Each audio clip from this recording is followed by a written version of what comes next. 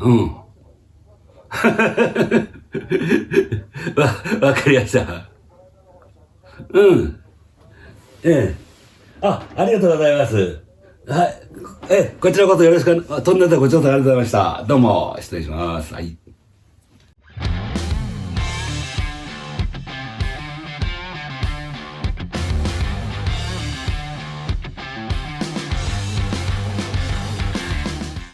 はい、柳さんお疲れ様です。どうも。はい、今週も柳長チャンネル始めたいと思います。今週はですね、中山では中山牝馬ステークス、弥生賞ディープインパクト記念が行われます。まず土曜日にですね、中山牝馬ステークスが行われますけれど、まあ先週中山、開幕したということですけれど、どうでしたね、馬場状態とか芝ダート。芝はもう完璧だよね。なんだっけな、レコードが出るかなと、中山記念か、思ってたんだけど、まあ出るはしなかったけど、コンマ何秒かだったんだけどね、まあ45秒、結果が1とかなんとかだったかな。まあ馬場すごくいいし、今週も、金曜日ぐらいに一雨っていう予報だけれど、まあ影響ないし。ダートは先週週中かなり雨降ったんでね、予想外に時計が早かったなっていうレースが多かったね。未勝利でも10秒台、11秒台とか、1008だと52秒台で勝ったやつもいたし、一生クラスでも53秒台とか。今週はもうちょい時計かかるかもわかんないけど、走りやすそうではありますな。だからそれを馬券の参考にしてくださいって言ったって、わからんもん。早いからいいから遅いからいいとかって。わかんねえだろ。根本的にまあ今の未勝利ぐらいだったらみんな足が遅い馬ばっかりになっちゃってますから、未勝利クラスだな。一生クラスもそうだ。そうですね。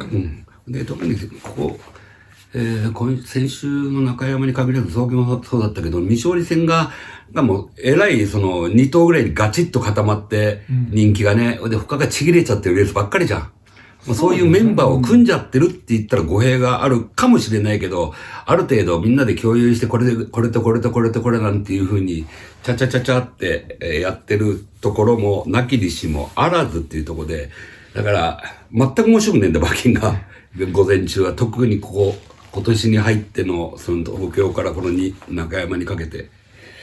で、今週もそういう傾向が続くんだけれど、というのは、いわゆる掲示板入ってるのが2、3頭で、あとはもう2桁着順の馬を寄せ集めて作ってるっていうのが続いちゃったんでな。その2桁着順の馬で、バッと来たら穴になるんだけど、なかなかないんだ。そういうことで今週も未勝利は書いたように一頭もなし。逆を言うと、人気の信頼度は高いという、そういう意味ですかね。普通に走ってて、それが強いんじゃなく、他が弱すぎるんだよ。本当に、人間よりも馬の格差社会の方がでかくてね、弱い馬が多くなりすぎてる。ひどい馬が。もう、馬の着ぐるみ着たカバとか鹿とかが走ってるようなもんでね、もうこれしょうがないってしょうがない。強い牧場さはどんどん技術を上げて馬が良くなってくるし、個人でやってるところはなかなかそういうお金を使えないから、昔のまんまで走らせてるからどんどん差が出てる。これは如実に現れていますな。というところでな、なかなか未勝利戦で美味しい馬、レースがないんで、ほとんどパスしちゃってるな。そんな感じです。はい。中山牝馬か。そうです。中山牝馬、ステークスですね。ちょっと、メンバーをまず見てもらって、どんな印象がありますか？いや相当楽しいメンバーになったね、予想以上に。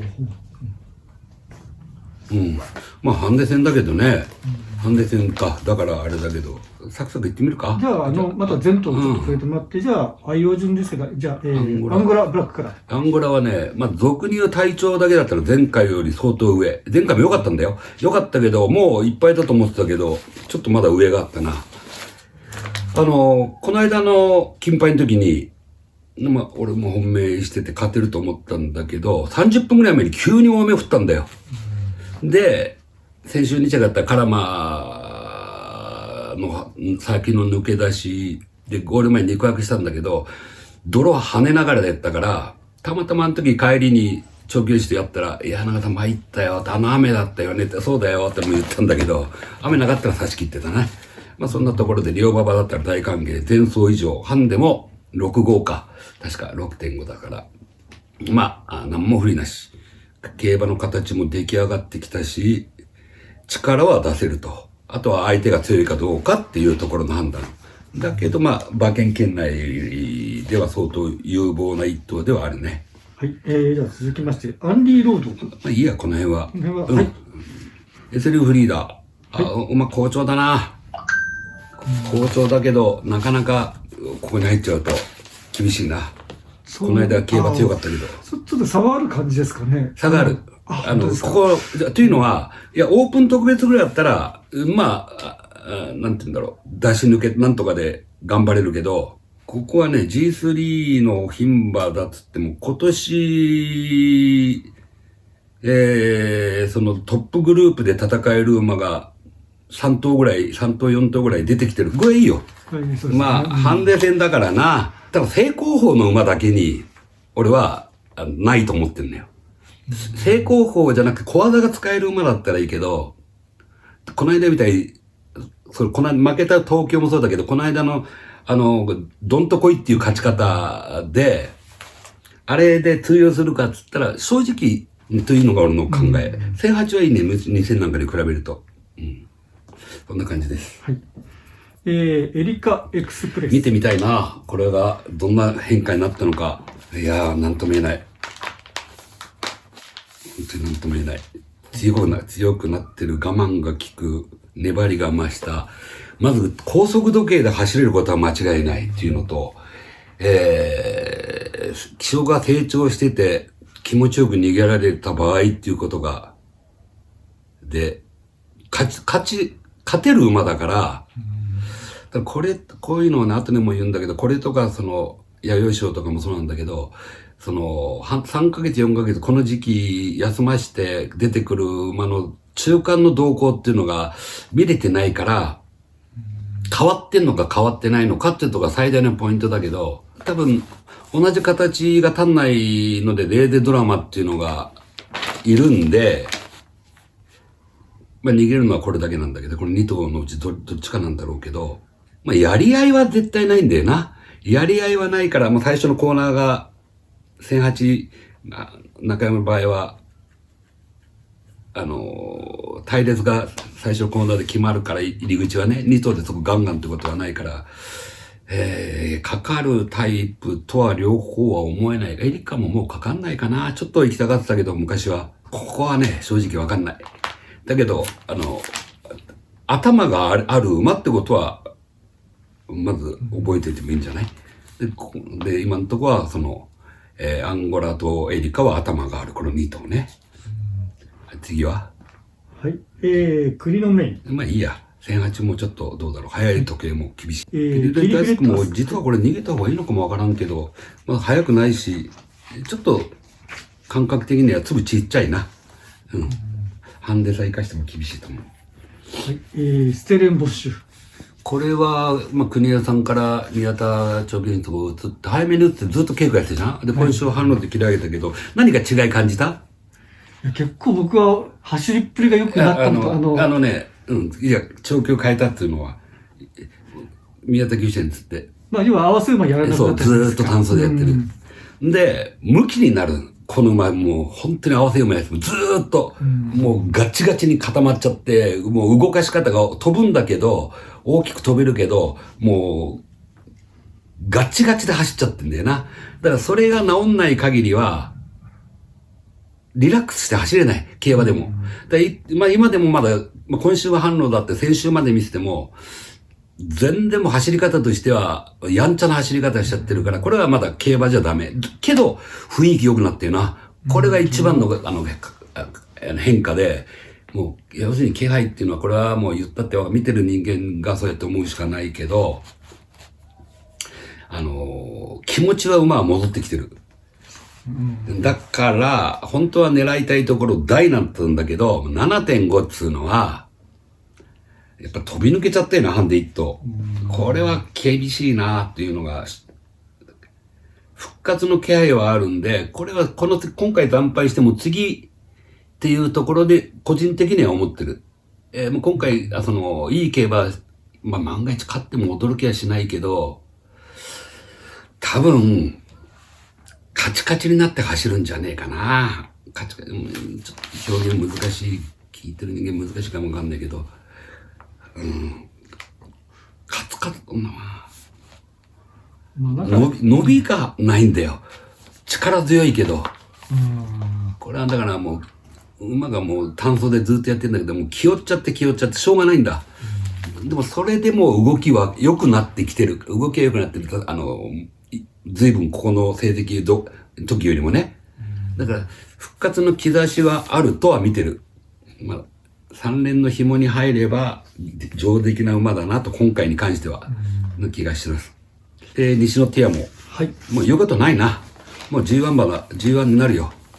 あと一つだけ、俺もこの間地震のあれだったけど、もうその4連勝の前、休まして、やっぱ喉の手術したから、もうどん詰まに効いてるし、で、この間もいいなと思ってるけど、この馬まだ良くなるんだよ。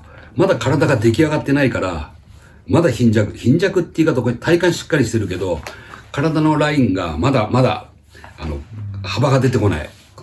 そのうち、良くなる。もう簡単に言っちゃうと体重があと20キロぐらい増えて、460キロぐらいで競馬やればもう、女馬では、金馬が今のところこの世代まではいないと思う。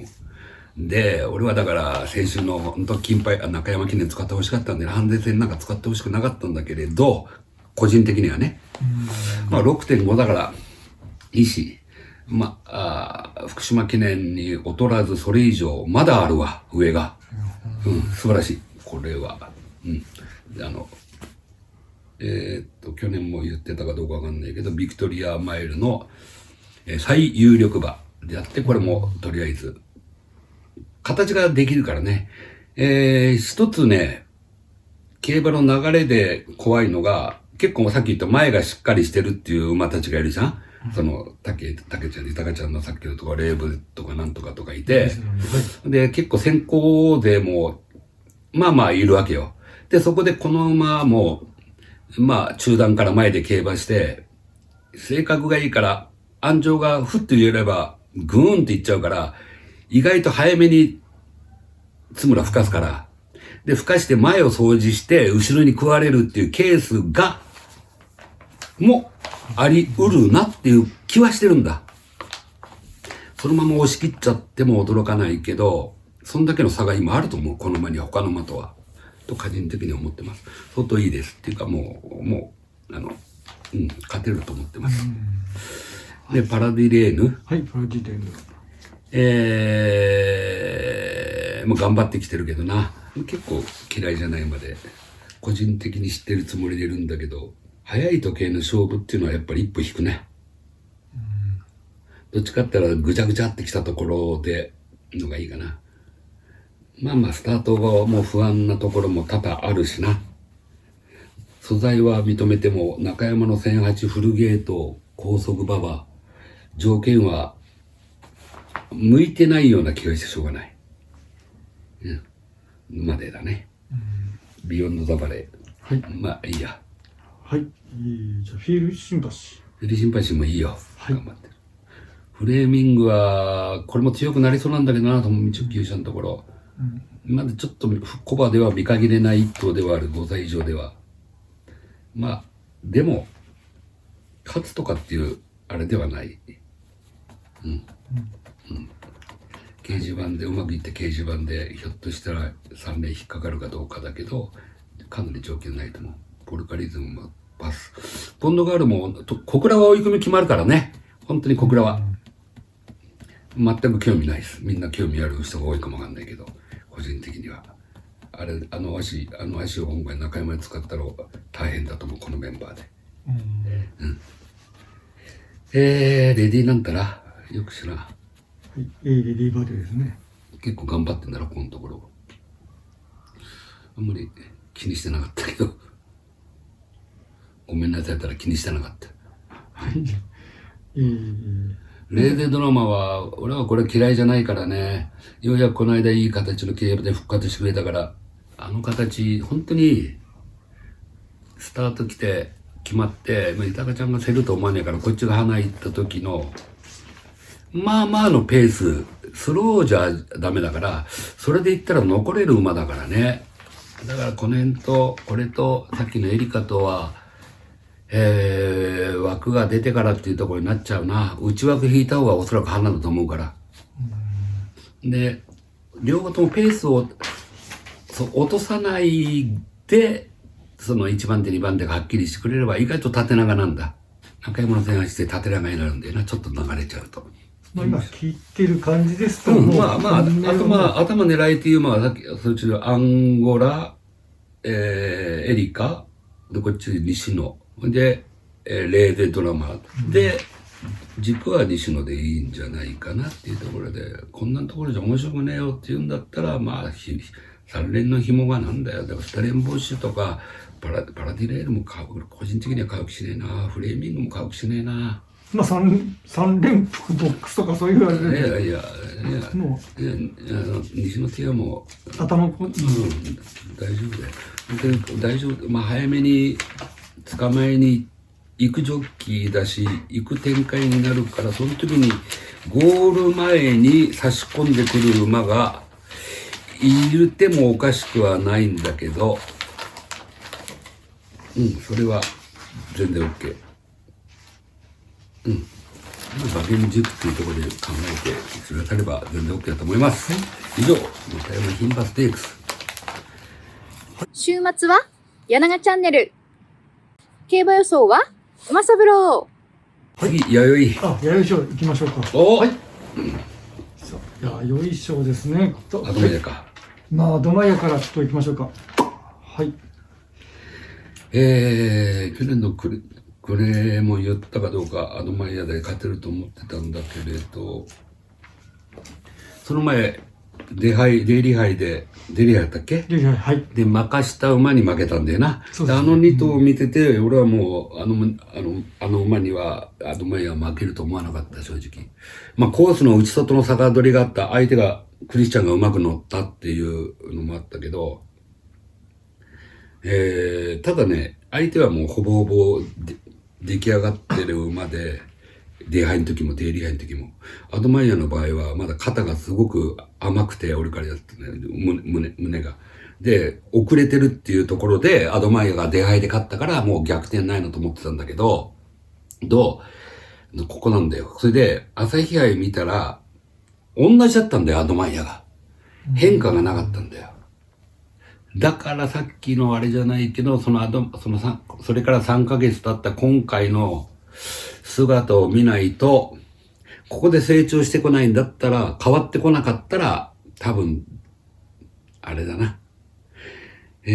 これはね、武井厩舎の、ちょっと穴人気のやつのタイトルロックだっけ攻めが派手に動いていくから、これと一緒で、なかなか、俺も自分自身もそうなんだけど、パドック改正で誰も言えないんだけど、いわゆる写真見るとタイトルロックとかアトメってもう素晴らしいんだよな。でも、横面しか見てないだろ？はい。それを正面から見れば、なんともひ弱だっていう、これを、じゃあ側面から見てなかったらわからないじゃんって言うけれど、確かにわかんない。俺はよく正面から見に行くから、あれだけど、僕ちょっと話ずれるけど、まず、なぜ幅が出ないとボリュームが良くないのかって言ったら、軸がしっかりしてないから、当然ね、どっしり来ないからブレたりなんかしたらぶつかったら飛ばされちゃうとか、そういう強靭な体を作るのに幅が出てくるらしいけど。で、幅が何で作れるかって言ったら当然、筋肉できちゃダメじゃん？で、筋肉っていうのはもう人間誰でもそうだけど、骨にくっつくだろ？で、骨が成長してこないと、当然筋肉もそれに応じて増えてこない。で、さっきから俺らよく薄っぺらい馬ってのはよく言うんだけれど、馬の下なんかの薄っぺらいねってこれはっていうのは、それは、みんな外から見てれば、横から馬を見ちゃうとわかんないけど、正面から見るとわかるんだけど、薄いっていうのはまず、胸が狭い、浅いっていう、胸ね、要するに腕なんだけど、ここが成長とともに広がってくるから、そしたら幅が出てくるんだよ。これが。で、それが遅れて成長が遅れてるのか、もうそのままの形なのかっていうところは大事なところで、これ大事なところなんだけど、こればかりは馬の成長をずっと見ていかないと変化してくるかどうかっていうのはわからない。で、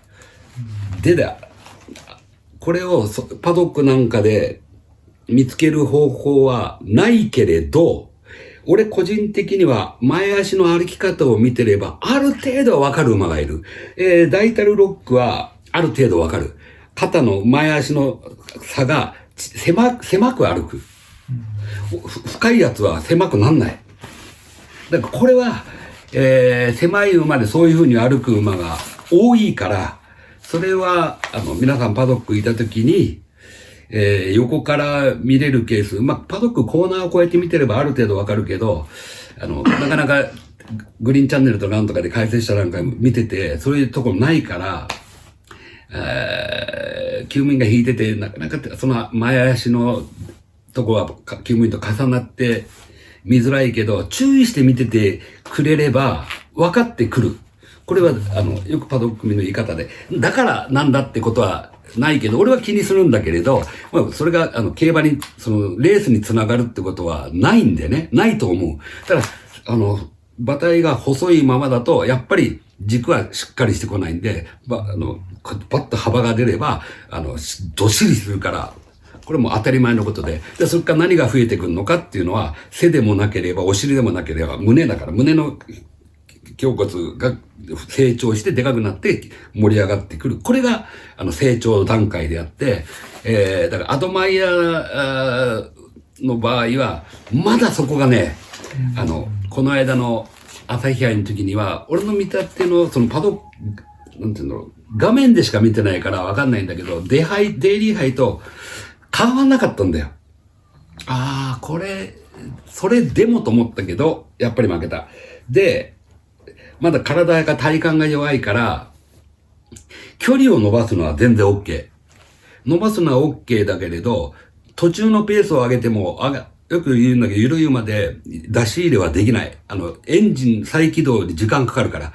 だから必ずこの場合、アドマイヤの場合はずーっと直線まで待ってってのを言い聞かせ。それしなかったら、なんて言うんだろう。レースがうまく運べないっていうのかな。そういうところがあるんで、今回も、前につけるってことはまずないから、距離は全然心配ない。で、コーナーも心配ない。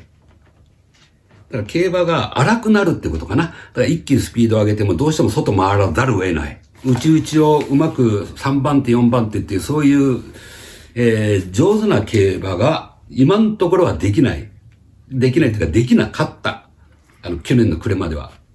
だからそれがこの、冬を通り越して3月になって、馬に変化があるかどうかを、今回個人的には確かめるレースであって、当然レベルは、世代のトップレベル。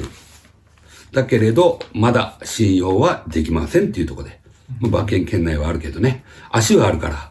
だからレースがまだ、上手な競馬の駆け引きができないっていう若さ、体の甘さ。っていうのは残っています。ね、上位グループです。以上。アメティスト。これは、ちょっと男馬にしては。アメティストスですね。アメティスト。アメティスちょっと、サートル多いんだけれど、ちょっと、ひ弱っていうかな。線が細くて、若干、こんなところで。はい。コスモは知らん。はい。北海道の見てたけど、あんまり興味がない。はい。ストラスペースは具合いいなぁ。ほんと良くなったな。で、逃げ位置になりそうだな。逃げなくても競馬ができるってことをこの間証明したんだけど、まず短期。で、これはもう、長期しても話してるけど、スローってことはないからね。短期で言っても。スローだと差し込まれちゃうから。ある程度の平均的に言って、もう後続に足を使わせるって一発あるかもよって言うけど、ないよと俺言ってんだけど、というのは、やっぱり、スパンと来ないから、スコスコンって差し込まれちゃうんだよ。だから頑張って、今のところは頑張って、掲示板、ひょっとしたら3連の粘り込みっていうのが、ここからは皆さんが考えればいいんで、前回よりもパワーアップっていうか、成長はしてる。展開もおそらく短期に、あれがいなくなったからね、テレヒコがいなくなったから、花に行く予定。で、前回よりもいいぞ。形成杯って、今年の形成杯ってメンバー質高かったんだよ。実は。みんなあそこ狙ってきちゃったんだよな。結構質が高かった。だから、それは、あれ足りるじゃんって思って、これなら足りるじゃんと思ってる人がいても俺は間違いだとは思わない。この間よりも全然、成長して良くなってますよ。ってことで俺は3連の紐には、あってもいいなと思う。で、ダイタルロックは、言った通りだね。これを見て、毎回出てきても、父親なんだってモーリスってことが100回浮かばないな。全然浮かばないな。これ、おっかちゃん、この兄弟、みんなそうだけど、そっちに出るね。520キロあるだろう。で、飛びがでかいし、調教も派手に動くから、人気になるけど、まあ、薄いぞ。これはさっき言った正面から、今雑誌の裏側の写真見てるといいなーって側面は思うけれど、まだまだ。これが、だから、本当にここが発達して、そのまんまの形でいっちゃうもんもたくさんいるよ。で、それはもうそのまんまなのよ。それはわからない。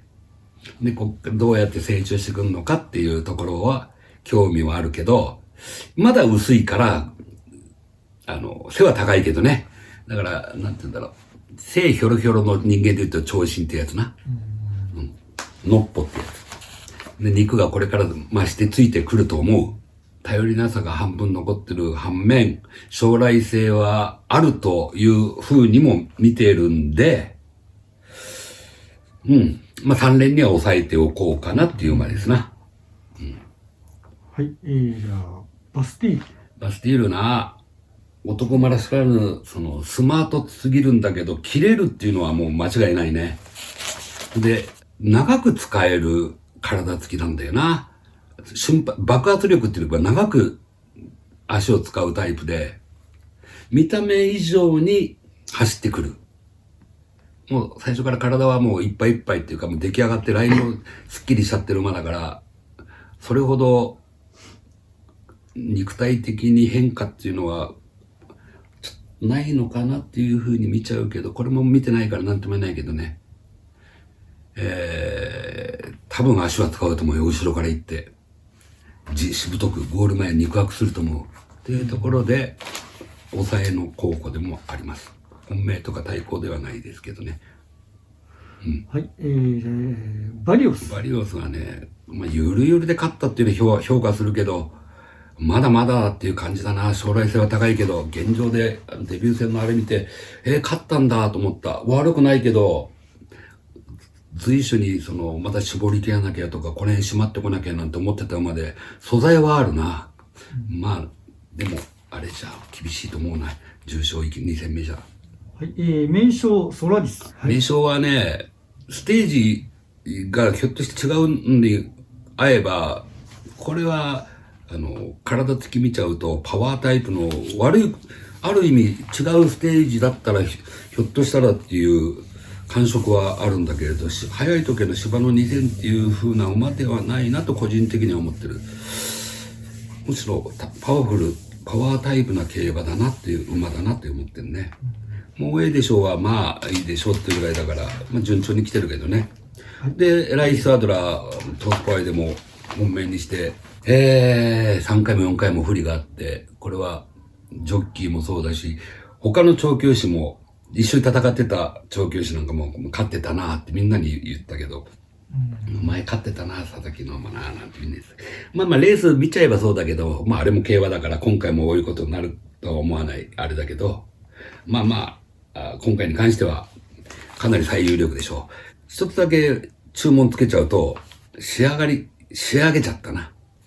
仕上げちゃった。感覚で見てて、この間よりも体が減ってるなっていうのがまず、もうシャープすぎるなっていうのが、だから俺はもう長距離今日最後の映画やった時にやりすぎだよって勝手に言ってたの。でも多分たかが68で、もう俺はもう先週の段階でもうやんなくてもいいなと。やったつもりの稽古じゃないからな。本当に、スキップ踏んだような軽い調教だったから、まあ OK だと思う。上原厩舎すんげえクラシック乗っける馬たくさんいるけど、俺はこの馬がナンバーワンだと思ってるから、シスキンの。これはね、もうちょい成長してくれればかっこよくなるな。うん。大好きな形の馬だ。素晴らしい馬だと思ってる。調教過程から言って、出撃体制はもう、おそらくもう100点に近い。さつきの前よりも俺からするとできすぎちゃったなっていうのだけが、まあ、不満じゃないか。まあ、あれだけど。だからまあ本当はこれから、みんなに聞くと、アドマイヤ、パントルで被りますよって言ってたから、600円、700円単勝つくんじゃないですかとか、そんなことがありえんのかよなんて思ってたけど。まあ、そういうことであれがいなくなっちゃったから、これが1、2番人気でなるんだろう、ね。組み合わせになりそうですね。まあ、ということで、馬券の圏内は買いたくなくなっちゃったか。まあ、3の紐につけたところで、そんなに荒れるっていうレースじゃないし。まあ、頭数も少なくなっちゃいましたし。まあ、見るレースになっちゃったな。だから見たいのは、アドマイヤとか、パスティールの、どこまで、その馬が、成長してるかっていうところ。これだけはちょっと注目見ようかなと思ってる。あとはレースはまあ、コーヒーでも飲んでるわ。そんなとこだわ。そうですね。参考にならなかったな。あとね、チューリップ、フィリーズレビューはわからん。こんな腐るほどいいからもう、バカらしくなってきた。みんな頑張って競馬儲けてちょ。はい。じゃあ、中山競馬場で、楽しみましょう。はい。最近も馬券は現金買ってないですよね。現金買ってるよ。買ってますか？先週、まあ、飯代だけ儲けたけど。なんかわかんないけど、チューリップステークスだっけ？はい、いただきます。俺つくと思わなかったのが、大勢が勝って。大勢大勢勝ちました。2着何残念。パンクしたの？パンクしちゃったんですよ。ああ、そう、もったいないな。俺、大勢と生まれ行ってんだよ、2着ナムラとかって。ナムラのタンと、ナムラが人気なかったですね。なんでだろうと思ったけど、いや、全然知らないで、一回り見て、やっぱり豊ちゃんのは体がやっぱり減ったなっていうので、いや、もう買いたくないなってね。大勢さん10キロぐらい減ったけど、全然良かったから、まあ、俗に言うちょっとうるさかったけどな。まだできんの。ナムラは全然良かったから、もうあれだけパドック一回り見て、ナムラタンだけ見たんだ。20ベッド、なんだこれと思って、で、タンと生まれ1点だけで買っといたんだけど、大勢さんも消えちゃったな、道中思ったけど、ゴール前盛り返したけど、ナムラのタン当たったわ、なんて思った瞬間に、スタート良かったし、道中の運び方も良かったし、参考なぐらいで、これタンは当たったわ、なんて思ってたけど。もう生まれんでも、2900円。なんでだろうと思って、なんでだろうって、わかんないけど。15倍ぐらいかななんて勝手に憶測つけてたけど。まあ、よくあることだ。逆にな、取り逃がした時もこんなと言ってたのかってよくあることだ。オッズ見ねえからあんまりな。単だけは見ても。単勝だけ見て、だいたい推定で生まれんこんだけだなって。そんな感じですよね。本当に。んで、メインレースはレーベンからして、書いてるところ人に取られちゃって、馬券。いや、もうレーベンから馬単でこうやって書いてた。だったら取られちゃって、よかった、外れてた。2点だったから外れてた。3点だったんだ。3点書いてて、何これで当たんのってから、いや、なんでって、普段俺が絶対に馬券買うのは人に教えねえから、よく言うのよ、馬の選手。いや、当たんねえから、嫌だよ、って俺言うんだけど。こっそり返したら、ふっと捉えちゃって。で、あとこれで金額入れとくよなんて言われちゃって、どうぞ好きにしてください。外れてた。馬さんで。まあそんな感じで、馬見たらレーベンはもう大丈夫だなと思ったから。そうですね、よかったですね。僕もレーベンが。もう大丈夫だなと思った。ほぼエコロだなと。エコロがあんまり予想以上に良かった。俺が思ってる以上に。踏ん張れなかった。成長ないな。ちょっとがっかりしちゃった。時計だったら押し切らなきゃいかんのにと思ってたけど。読みました。だから関西は本当にな、1回使って中2週、中3週で来る馬の場合はね、だいたい変化とか、こんな感じ、わかるけど、こう有力馬とかそういう成長期にある馬が3ヶ月ぐらい休んできたとかってなると、どう変わってんのか。変わってれば変わってたで、ああ、いいなと思うし、変わってなかったら、ああ、ちょっとなと思っちゃうしな。本当に馬の変化っていうのは、いい方に転がればいいけどな。悪い方に転がるのもたくさんしてるから。だから、皆さん何億っていうお金を出してたくさん馬を買ってても、未勝利とか、一勝とか、競馬馬になんなかったりとか、たくさん、もう競馬始めて過去からもう全部毎年それが何十頭も出てくる。面白い。まあ今回だから誰もわかんない。休み明けの馬、ちょっと注目してますね。でも馬は見なくちゃいけない。本番のためにね。変化がなかったら本番はもうあんまりその馬たちには興味を俺は示さない。だから、そうだね、弥生で言うと、アドラーは、ライスアドラーはできすぎちゃってるから、おそらく輪郭がはっきりして出てくるはず。まず少し、なんだろうな。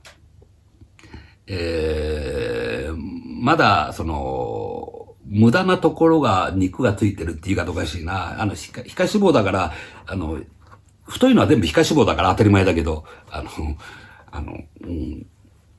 その辺が、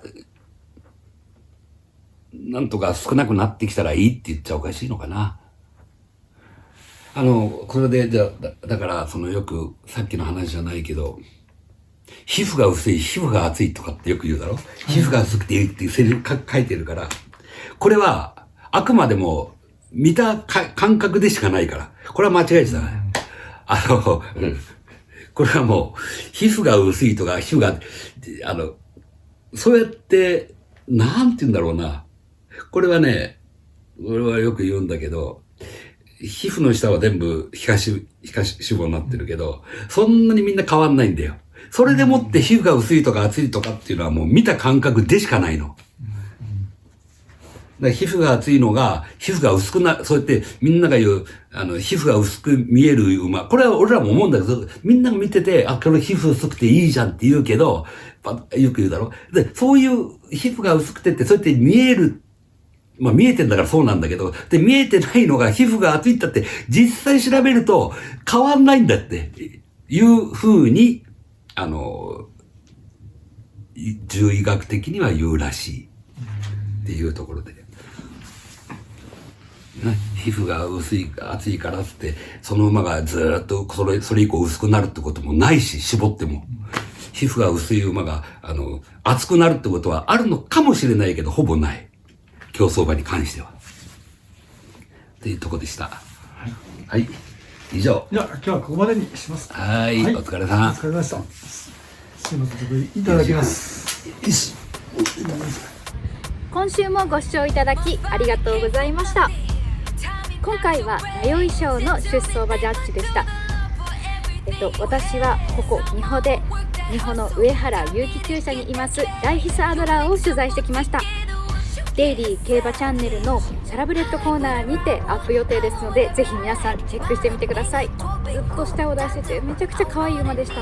馬体も大きくてとてもレースも期待しています。ぜひよろしくお願いいたします。そして柳永さんに質問がある方はコメント欄へお願いいたします。チャンネル登録もよろしくお願いいたします。